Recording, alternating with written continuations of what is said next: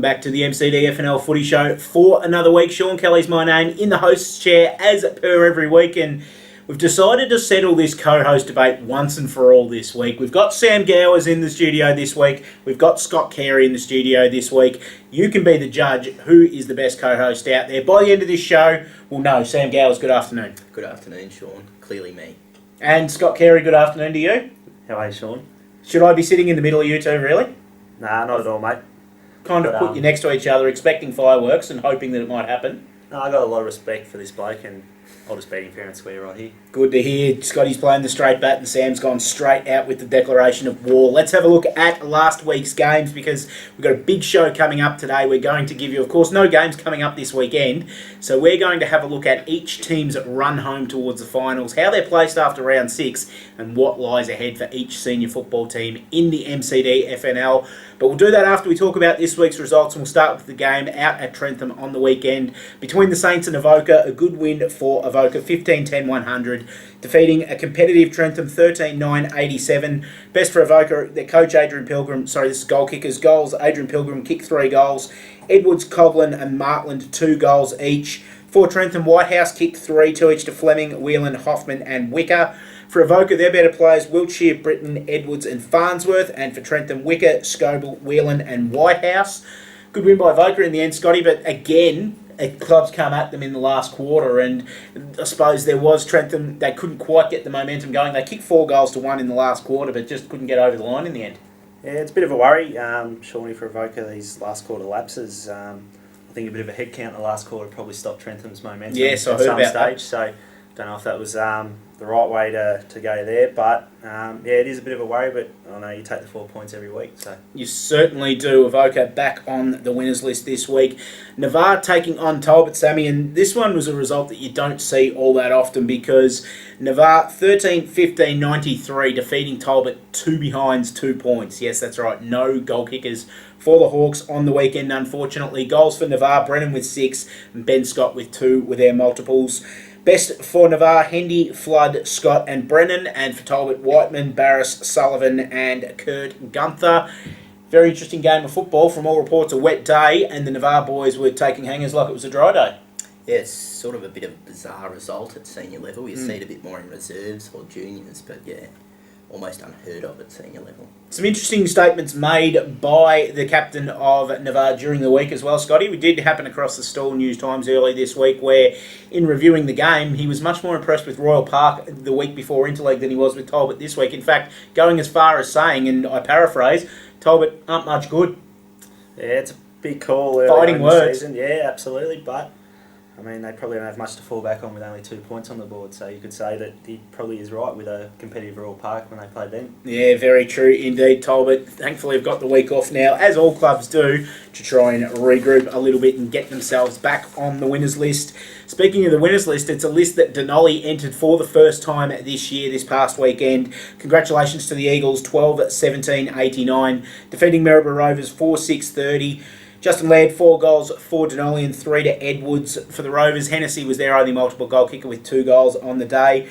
Best for Denali, Jackson, Raven, Laird and Gibbs. And for the Rovers, Jardine, Monk, Batson and Towers.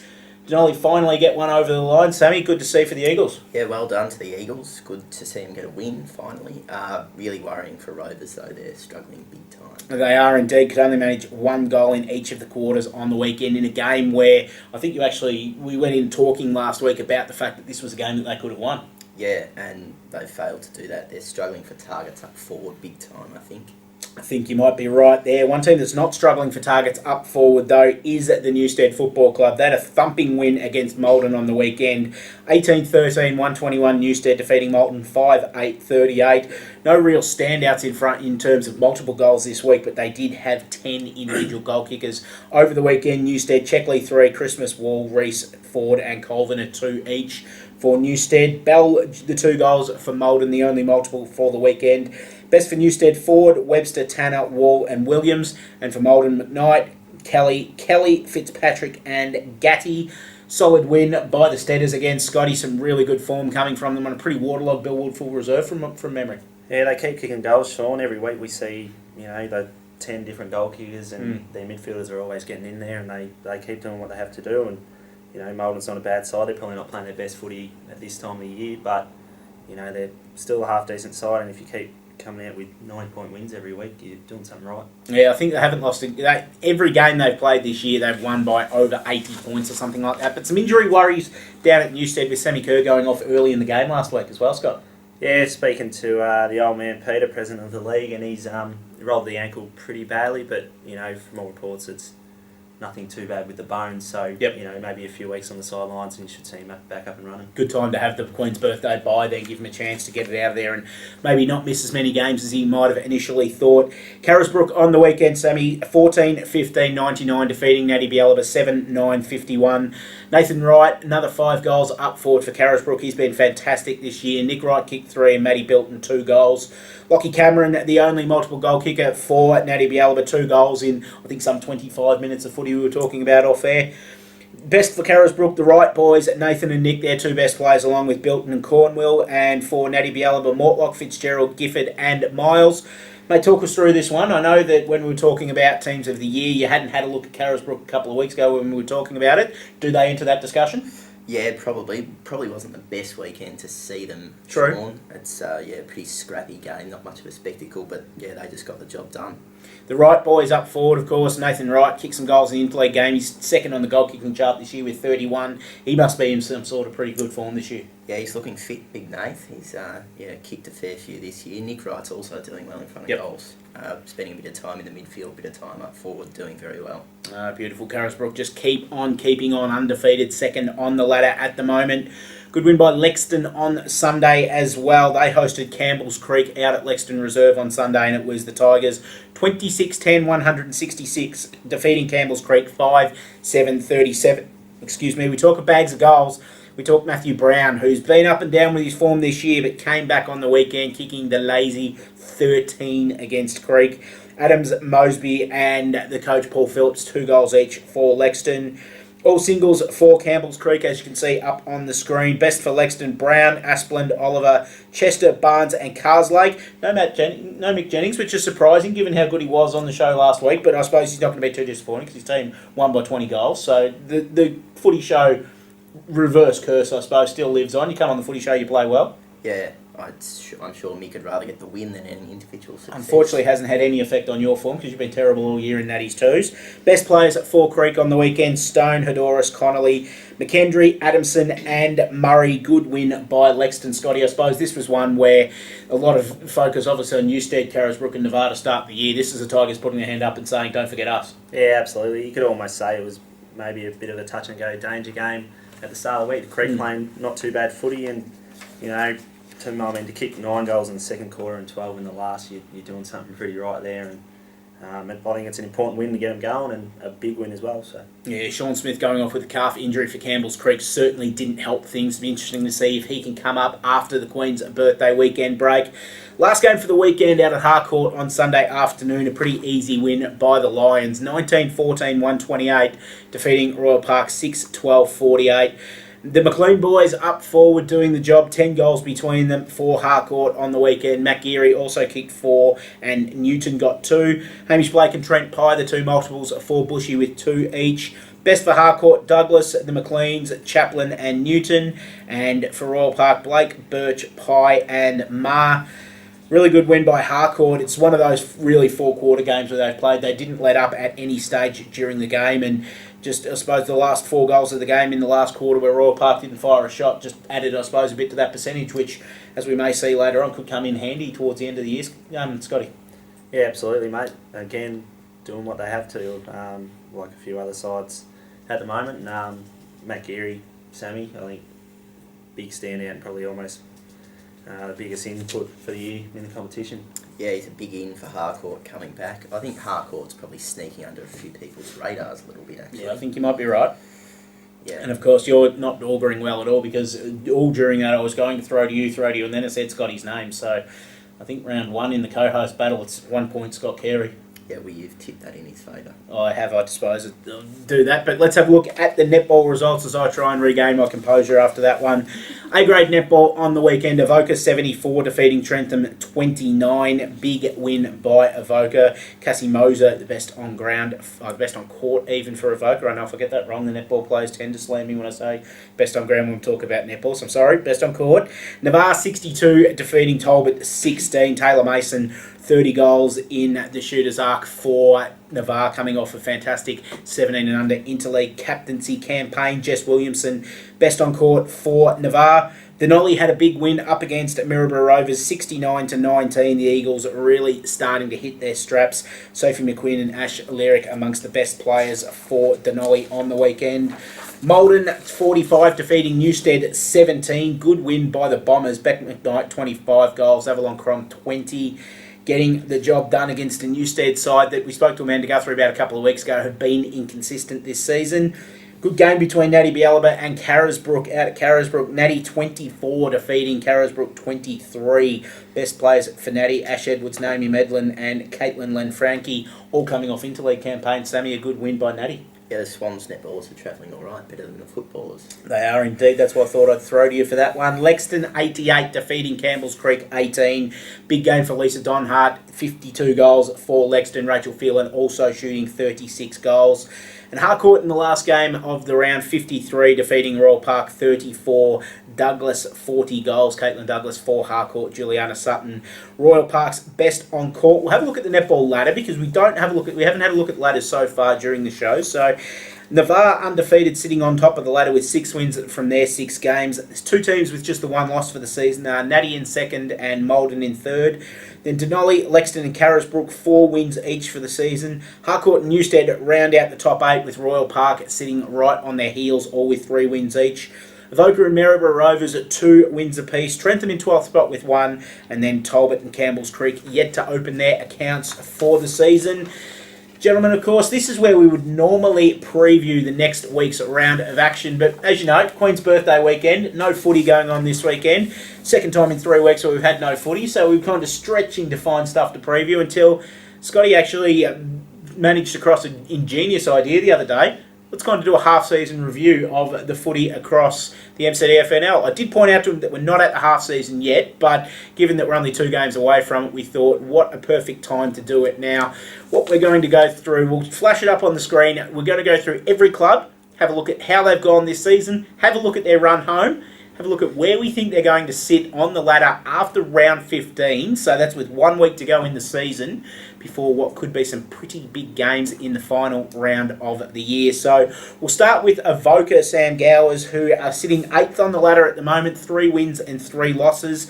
Leading goal kickers Murray Bond and Nathan Coughlin with 11 goals and Adrian Pilgrim with 10 goals for the season, who's been some of the standouts for the Bulldogs so far this year. Well, I think, yeah, Lockie Edwards and Alec Wiltshire would be mine too. Lockie's had a really good season in the midfield, and Alec's looking probably a little bit more settled in his second year at the Bulldogs at half-back. Yep, we see up on the screen at the moment Avoca's run home as well, and we've tipped them for 4 more wins over the next 9 games, Scotty, which would leave them with 7 wins and 8 losses after round 15. By our estimates, that's sitting in 9th spot, but tied for wins with 7th and 8th, which is Harcourt and Talbot. Some 50-50 games which are highlighted in bold on the screen. Have a look over the end of Avoca's season, mate, and see if there's anything where we might have got these wrong, or in fact the ones that we've highlighted are the 4 wins, but they're kind of all danger games for Avoca. Yeah, that's right, and I mean, finish 9th and you're tied with a couple others, you really need to take those wins. It could come down to that 1 game against Malden where they let up a massive lead at 3/4 time and got run over the top. So you'd hate to have it be that game, but they need to do what they can with those wins that we've put them down for. And you never know, there is a couple of games there they might be able to sneak another one out of there. I suppose the good thing about Avoca is they've got some winnable games. So we've tipped the 4 against the 4 sides below them that they can win. They've also got a Harcourt, a Talbot, a Natty that they could pick up on the way through as well. If they can pick up 1 or 2 of those, it puts them in the box seat to get a final spot. Absolutely. Win 2-3 of those and they lock themselves in. Yeah, I reckon you're right. Let's have a look at Campbell's Creek, who, after 10 rounds, sit 10th on the ladder, 2 wins and 4 losses. Of course, Joel Smith's been their leading goal kicker, Sam, but he's only been there for 3 games so far this season. Who have you got as Creek's standouts over the first 6 rounds? I'd say Josh Adamson and James Burzicott. Joel Smith, obviously probably their most important player, but injuries have meant he hasn't played much of a role for them so far. So they'd be hoping he can get back on the park pretty quick smart. Yeah, I think you're right. Have a look up on the screen. At the moment is Creek's run home. We've got them for a win next round, Scotty, against Talbot, which is a pretty big call. And we've also got them for a win, which some people might be scratching their head at the moment, seeing round 13 against Harcourt, that we've got them down for a win in that one, knowing how good Harcourt's been this year. But keep in mind that game is the 150th anniversary of the Campbell's Creek Football Netball Club, and if they can't get up for that, they're never going to get up for a game of footy in their lives. Yeah, that's right, mate. A big day for the club, and they'd be pretty disappointed if they didn't come away with a win there against a fierce competitor in Harcourt this year. A couple of games, including the Toa one, next one, you'd expect them to start expecting to win at home as well. If they keep playing their best footy and they get a couple of blokes back with Joel Smith and Sean Smith, they are in the hunt with a few games, and similar to Revoca, they just need a flip of the coin to go their way, and you never know. Oh, they are. Look, we've got them again for 4 wins on the way home, which has them sitting 10th after round 15, 6 wins and 9 losses, and a game behind 8th. So you never know. We could see the Campbell's Creek Maldon game in round 18, of course, at Maldon, take on some really big significance. Carisbrook, well, there's not many bad things to say about Carisbrook at the moment. They're second on the ladder. They're undefeated. They are absolutely flying, Sammy. Nathan Wright's kicked a heck of a lot of goals for them. They've got some pretty good players this year. It'd be hard to limit it to 1 or 2 standouts, I reckon. Yeah, look, in terms of Carisbrook's best, it's a bit of a take-your-pick situation. Matt Bilton's probably undeniably one of the best midfielders in the league, if not the best. And obviously Nathan Wright and Nick Wright, as we mentioned up forward, doing very well. It's pretty much a lay-down misère that Carisbrook will make the finals this year, Scotty. I suppose it's just whereabouts they're going to finish. We have a look up on the screen. We've actually penciled them in for 2 losses on the way home. Obviously, round 8 against Newstead's going to be a huge game across the league between what we're tipping at that stage will be 2 undefeated sides. And then round 14, Navarre at Navarre. We figure that Navarre having the home ground advantage might be too good for them then. But of course, even if we're right, that still leaves them with 13 wins and 2 losses, sitting second on the ladder and looking pretty good for the finals. Yeah, I don't think they'll move anywhere from 1 to 3rd or anything below that. They're just too strong at home. You look at those Newstead games. Can go either way. Newstead playing pretty good footy, but so Carisbrook. So, and that Navarre game in round 14 could decide 2nd or 3rd spot. So. Yeah, it could obviously decide. I've got a feeling that these 2 sides might end up, Navarre and Carisbrook, might play each other in the first week of the finals as well. So that's how we've got it looking on our ladders at the moment. Denali sit in 12th spot after 6 rounds. 1 win on the weekend, of course, their first win up against the Rovers. And Justin Laird's 7 goals for them has been the standout up forward, Sammy. But who's been the standout across the ground for them so far this year? I've gone with Joe Thompson through the midfield, just in and under type, gets the job done every week. And young Matt Gibbs, I think's a bit of a rising star of the competition. I think if Denali can get some more youngsters and build around them, they could improve in the years to come. The run home for Denali, look, we've only penciled them in for the 1 win up until round 15, Scotty, which we've got them against round 13 against Trentham. But having said that, the next game coming up they play against Royal Park at Hedges Oval is a winnable game for the Eagles. Yeah, they'd be fancying their chances against the Tigers, but it's a pretty rough trot the next few weeks. They're playing some good sides that are playing some good footy, and Maldon is still a good side. Harcourt, Lex and Navarre are really hitting their straps, so it's going to be a tough couple of months coming up. Even Talbot is starting to play well, so they'd be really looking to get on the board against Royal Park and hopefully Trentham in round 13. And again, probably a bit of a tough finish as well. So probably not looking good for Denali, but you never know. They might get when you get them going. So. Yeah, we've got them in 12th spot after round 15, 2 wins and the 13 losses. Harcourt, a very interesting case to look at throughout the rest of the 2013 season. They're 6th at the moment. They're 3 wins and 3 losses. Matt Geary, by far and away, has been the standout up forward for them with 22 goals, Sammy. Yeah, and Matt Geary is probably their number 1 standout player. As Scott said, probably the biggest inclusion into any side this season. Paul Chaplin's also doing really well again this year. I don't know if Matty Bilton will be happy saying that Matty Geary is the biggest inclusion into a side this year, but we have a look at Harcourt's run home, and this is really interesting, Scotty. The way we've looked at it at the moment, we see them in 7th after round 15, but with the same wins and losses as Talbot and Avoca on 8th and 9th. if that happens, round 16, Harcourt v Talbot, it's an elimination final, basically. Yeah, big match. I think it's going to come down to that. Both sides are right on par with each other, and there is a lot of highlighted games there for Harcourt, which could go either way. Playing home against Navarre, you'd probably say Navarre get the win in round 8, but Yeah.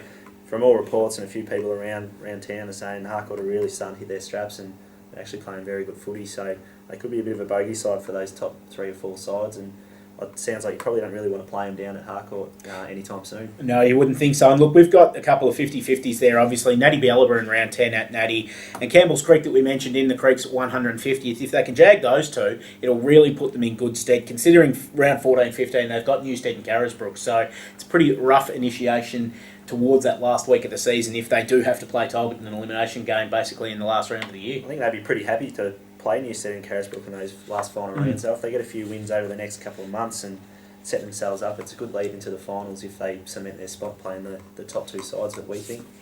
Yep, if they, I reckon you're right. If they can cement their spot before that, they'll take those 2 on as virtual practice matches for the final, so they know the intensity that they need. Let's have a look at Lexington, because they're another team that are very much flying under the radar. Sammy, they're sitting in 4th spot at the moment, just the 1 loss for the season up against Navarre. But also they've still got Carisbrook and Newstead on the run home, as well as a game against Natty Bialaba, which, if you penciled in Natty for some 50-50 games, I reckon you've had some say in this, Sammy. But in fact, I'll say that Sam didn't have a say when we were doing this. This was myself, Scott, and Rowdy Dawson that had a look through this. So we've penciled in Lexington. They'll only lose 3 more games on the way home. We think they'll finish in the top 4, 11 wins and 4 losses. Who's been the major players for Lexington this year, Sammy? Well, I don't think you can go past Matt Brown up forward. 30 goals is a pretty good return, even though he's had a slow start to the season by his standards. And Geordie Phelan and Damon Asplund. Yeah, they're the 2 for me. The game I saw the other week against Navarre, they were really, really strong off half-back, and it was Phelan that was really leading the charge that day. And Scotty, Lexington, some interesting games on the run home. As we mentioned, it's pretty tough for them, but there's a couple of 50-50s for them down towards the end of the season, round 14 and 15, that could decide a top 4 spot for them. Yeah, they could, especially with Natty and Malden. They're going to be around the same mark, as you said. So, they're looking at probably finishing with 11 wins and 4 losses, probably 2 games clear of 5th if they win the ones they should. Next round, Carisbrook's probably the big game. You said they're a bit of a message last week to say they're not going anywhere, and a big win against Campbell's Creek. But, you're playing the top of the table, Carisbrook. It's a good way to look at where you're at. It's probably a good week for them to get up, because after that they've got Maryborough Rovers, Royal Park and Denali, so they'd start as hot favourites in those 3, so they can throw everything they can at Carisbrook next weekend. Looking at Malden, they sit 5th at the moment, 3 wins and 3 losses. Another team, Sammy, that have been, I suppose, there or thereabouts throughout the season so far. Yeah, they've been a bit up and down by their standards. They're usually fairly high up on the ladder every season. I've gone with Sean Birchall and Lee Harrison as their 2 standouts. Both kicked 10 goals, leading goal kicking for Malden so far this season. And another team, it was kind of hard to put a bit of a finger on sometimes, Scotty, but when you look at their run home, they don't have Newstead on the run home, so that helps them. They've got that done and dusted already on the past weekend. So we've got them at 5th at the moment, 9 wins and 6 losses. It's 2 games behind 4th, but again, there's a couple of games there, and their next game against Harcourt, one of them that could swing either way. Yeah, that's right. They'd be looking to get through the next month or so with a few wins, set themselves up, and you come into that last month of footy. Navarre, Talbot, Lexington Creek, all winnable games if they're playing their best footy, and what better time to be doing it when you're coming into the finals. So, probably finishing 2 games behind 4th, but there is those couple of games with Talbot and Lexington go either way. You might scope into the 4. Yeah, it could be a very interesting end to the season for Malden. Maryborough Rovers, we'll have a look at them. There's not much joy, unfortunately, to report for the boys from Jubilee Park. They're 14th on the ladder at the moment, 0 wins, 6 losses. Brent Hudson's their leading goal kicker with 5 goals, and I suppose they have got a fairly big standout when you look at it. There's one name that stands out above the rest. Yeah, that's the coach, Scott Sellers. He's been far and away their best player.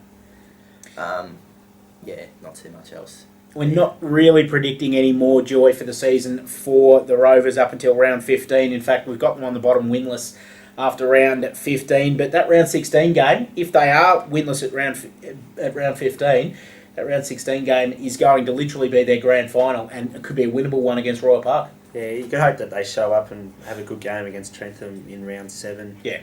Which could go either way, but Trentham have been improving the last few weeks pretty well. It would be a big game in round 16 Royal Park, and both sides would definitely like to win that one to finish off the season. And nothing like a Maryborough derby to end the season. Natty Bialba won reasonably close to home for you, Sam Gowers. 9th on the ladder at the moment, 2 wins and 4 losses. Mark Fitzgerald, 13 goals, the leading goal kicker for Natty. However, 9 of those did come in one game. Have you got him amongst your standouts? I do, yeah. I think he's switched into defence a few times this year as well, which has probably robbed him of a few goals. Joining him as Natty's best, I've got Stephen Ross, of course. Daniel Gifford's probably had his best season at the Swan so far. Interesting run home for Natty, and look, I suppose we've been a bit kinder to Natty than we have at most of the other clubs, Scotty, because we've actually got them penciled in for 7 more wins up to round 15, which will have them sitting in 6th spot with 9 wins and clear in the finals. They'll be 2 games clear of 7th, 8th and 9th with 1 to go, which is what you need when you're facing Newstead in round 16. Yeah, that's right, mate. There is a few wins there, but they are a side that can do it. They have been in the finals the last few years and shown that they are capable of winning, obviously. You probably your Harcourt 50-50 again, both playing well. I reckon they'll beat Moulton in round 12. There's probably another win there. We've got them down for a loss, but you definitely lock in Rovers, Lexons, that 50-50 again. They can decide your position on the ladder. So it is a big gap. A couple of those go the wrong way, and you slip back down into that 7th, 8th, and 9th position. We have got them finishing 2 games clear of those sides, but a win or a loss there could change that pretty quickly. Yeah, it could do indeed. Let's have a look at Navarre, another team that are flying at the moment. The only blemish on the Navarre scorecard was their season opener loss against Carisbrook and Anthony Koutafidis. Pretty good spread of goal kickers as well. Zane Bigmore's kicked 18, Chris Brennan 17, and Ben Scott 14 goals. Sammy, who have you seen to be Navarre's standouts in a team that has been pretty even all year? Yeah, even though they've got that good spread of goal kickers, Sean, I've gone with Dan Parkin, the coach, as probably their number 1 player. Bryce Tickner's always really important for them, and Ben Scott up forward does a fair bit of damage. Looking forward, Scotty, to the rest of Navarre's season. We've got them sitting in 3rd at the end of the season. I suppose only percentage separating them and Carisbrook for 2nd, with 13 wins and 2 losses going into round 16. And the only blemish we've got for Navarre is this coming game next weekend against Newstead. Yeah, big test for both sides this week, and they'd love to see where they're at against the top 2-3 sides.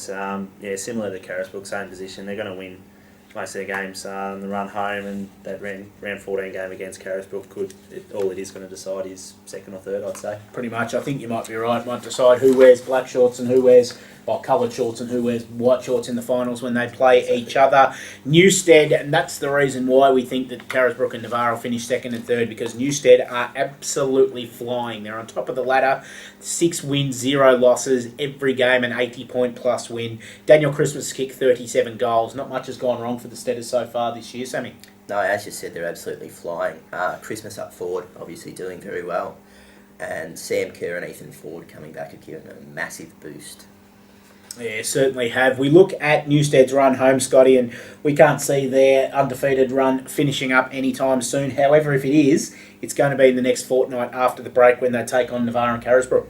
Yeah, like I said, with Navarre and Carisbrook, these are the games they want to be playing, and it's not going to make too much difference to their ladder position, whether it's 1st, 2nd or 3rd. The round 8 game against Carisbrook is going to be interesting. I think Newstead haven't played at Carisbrook for 3 years, so could even be longer, I'm not too sure. But I think they're pretty excited about the next couple of weeks, and I know Sam Kerr being out with the ankle doesn't really help, but I think they've got plenty of backup in the midfield, and plenty of those midfielders are kicking goals. So. Yeah, I think you might be right. The thing that's impressed me about Newstead is in their wins, they have not taken the foot off the pedal at any stage, which puts them in good tune for the next couple of weeks. Royal Park are an interesting case. They sit in 11th spot at the moment, 2 wins and 4 losses. They've already got as many wins in 2013 as they had in 2012. Zach Stewart up forward with 18 goals. It's been a bit of a revelation for them so far, Sammy. Yeah, I don't think anyone begrudged Royal Park their success this year. Trent Pye and Jared O'Connor really important for them through the midfield, and as you said, Zach Stewart doing well up forward. Scotty, we've got Royal Park finishing in 11th spot after 15 rounds, or not finishing, but being in 11th spot, of course, after 15 rounds. We've got them with 2 more wins in the run home. We've got them defeating Denali in round 7, Campbell's Creek in round 12. Interestingly, they've got a 50-50 there, because we've actually picked Trentham to beat them in round 14, which we'll touch more on when we talk about Trentham. And, of course, round 16, the derby against the Maryborough Rovers. Yeah, look, they should win those games we've highlighted. I do agree with you. Apart from the Trentham game, I think going down there, Trentham are improving week by week, like I said before, and that probably will be a tough one. But they should beat Denali. They are playing well enough. They've been competitive against some of the good sides like Navarre for a half and just fell away towards the end. But like Sammy said, they've had a good year. They'd be pretty proud of where they've come from last year. So that's right. yeah, I don't think we can go too far with that. So. No, you're right. And look, they'll even consider themselves a sneaky chance to knock over Avoca in round 15 and really upset them going into the finals. Talbot, the next team we'll have a look at. They're 7th on the ladder at the moment with 3 wins and 3 losses. Darren Burns Jr.'s booted 10 goals up forward for them this year, and it's been a pretty interesting season so far for the Hawks, Sammy. Yeah, as I said the other week, I'm a bit of a Talbot fan this season. Yeah, they've done really well. A few people had them written off before the start of the year, but blokes like Matt Smith and Trent Barras have just lifted another gear this year, and yeah, really given them a boost. Yeah, they've done very well indeed. Scotty, we look after round 15 with a game to go, and we have them sitting 8th, 7 wins and 8 losses, the same as Harcourt and Avoca, and as we mentioned before, they play Harcourt in round 16, but we look down the track, we're actually tipping Campbell's Creek to defeat them in the next round, which is very much a 50-50 game, and they've also got a couple against Avoca and Malden that they're really a chance of getting the result in as well. Yeah, a couple of these 50-50s really come down to whose home game it was, especially against Creek. They'd be expecting to win at home, the Creekers, but there is a lot of 50-50 games, and it is going to come down to those last final rounds when they're you're up against Harcourt, Avoca and these sides, and you need to win them to lock your spot in the 8. And how's Matthew Tiger Smith, mate? He's getting a bit of a run on the Footy Show the last few weeks. He's certainly been one of the favourites of the Footy Show. In fact, I got a sneaky text message after the Footy Show thanking me for his worst on ground votes. Best off ground, I should say, votes after the Interleague as well. So good on you, son. You're doing very nicely up there, Tiger. Let's have a look at Trentham, who after 6 rounds, unfortunately haven't troubled the scorers as yet. They're 0 wins and 6 losses. Luke Whitehouse has kicked 12 goals for them throughout the season, and as we've said throughout the show, Sammy, they're getting better. Yeah, it was a slow start to the year, that's undeniable, but like Scott said, they are improving every week, and you'd imagine that win will come pretty soon. Luke Whitehouse and Clayton Scoble are my 2 best for the Saints so far. Yeah, you're not wrong about that win coming soon, Scotty. We've got it down for their next game against Maryborough Rovers at Jubilee Park, and we reckon they might pick one more up against Royal Park in round 14 at home. As we said, it's one of those ones that if they have only got the 1 win, or even if the Rovers beat them, they'll prime themselves that round 14 game against Royal Park. Yeah, that's right, mate. They're fully aware where they're at with the young kids this year, and Clayton Scoble's doing a fantastic job down there from all reports. They will look at those 2 games as the winnable ones for the rest of the year. Unfortunately, it's the only 2 for the rest of the year, but you never know. Get a couple of wins there, and yeah, it's not too bad of a season, I think, from where they started. So to review, let's have a look at our ladder after round 15, and of course we might bring this one back out in 8 or 9 weeks and just see how we looked with doing our prognostications against what actually happens. So we've got Newstead sitting on top, 15 wins and no losses. Carisbrook and Navarre 2nd and 3rd with 13 wins and 2 losses, and Lexington in 4th spot with 11 wins and 4 losses. Pretty sure that's going to be the top 4 no matter what we say. It'll just be the order that will throw it around. It's where it gets interesting is after that, because we've got Malden and Natty Bialaba 5th and 6th, both with 9 wins, and then 3 teams 7th, 8th and 9th with 7 wins, as you can see, Harcourt, Talbot and Avoca, and even Campbell's Creek not out of it behind them with 6 wins and 9 losses with just the win, and obviously percentage is going to play a big part in it as well. Royal Park we've got with 4 wins, Denali and Trentham with 2 wins each, and Maryborough Rovers no wins, going into what could be a very, very interesting final round if it does turn out somewhere like this, Scott. Yeah, I know we are doing the review after round 6, but it is the next couple of months that really set up your season. And, like you said, those from 4th or 5th down to 9th is only a couple of games. So this next couple of months is important for both sides, and you never know, there could be a bit of movement around there, but what we've got, we'll see when we get there. Yeah, we might review it before 8 or 9 weeks. We might review it after about round 11 or round 12 and just see how we're going and what clubs need to do to actually hit those marks at that stage as well. So it'll be an interesting exercise, and an exercise we might repeat next week, because obviously we're not going to have any games to review next week. So we might have a look at the A-grade netball comp next week and see how that's sitting as kind of a mid-season review. But I think that's just about done us for this week, but we'll get some interactivity in this one, because we put the call out the other week on Facebook that once we get to 800 likes on our Facebook page, we'll actually draw 2 of our Facebook fans from random and give them a couple of season passes for the rest of the season, Scotty. Now, we're nearly there. I think last time I looked, we were at 793, so I'm hoping that we can do that on the show next week. But get on the Facebook page, like us. All the information's on the bottom of the screen. Just look for Maryborough Castlemaine District Football Netball League. And what we're going to do as well is we're going to get people on our chat forum this week, which is on our webpage, of course, Scotty. You know that where it is. You can see the forum button across the top of the screen, because I want to find out who you thought was the better co-host today. Was it Sam Gowers or was it Scott Carey? Because this could have a big say into who co-hosts this show going forward. Of course, I'm staying where I am because I am awesome, but we'll find out from which one of these 2 boys you think was the best. Go to the forum. There'll be a post set out there saying who is your favourite co-host. Write Sam Gowers or Scott Carey's name under there in our chat forum. If we get over 15 posts on that, we'll also give from the 15 individual posters, so maybe 25, 30 posts on the actual topic, but if 15 different people get on there, we'll also draw one of those guys for a season pass as well, Scotty. That's a good prize, mate. That'll save you $10 every week and get a pint of Coke at the canteen after the game. Everyone's opinion, I think we work well, Sam. I'm going to call it a draw. A draw? A draw. I tell you what, you've gone out big at the start of the show saying it's me, it's me, it's me, and then all of a sudden they've just shrunk back inside you and you've called it a draw. Yeah, well, no, Scott's practice that he's been doing in the bathroom mirrors really paid off. I thought he did well this week. And kicking you under the table all show probably helped as well. That's the MCDFNL Footy Show for another week, folks. Thanks for joining us and thanks for looking at the mid-season review. Of course, not quite at mid-season, but our review with us. We're back with a netball mid-season review next week and, of course, all of the round 7 games from throughout the MCDFNL. We'll see you then.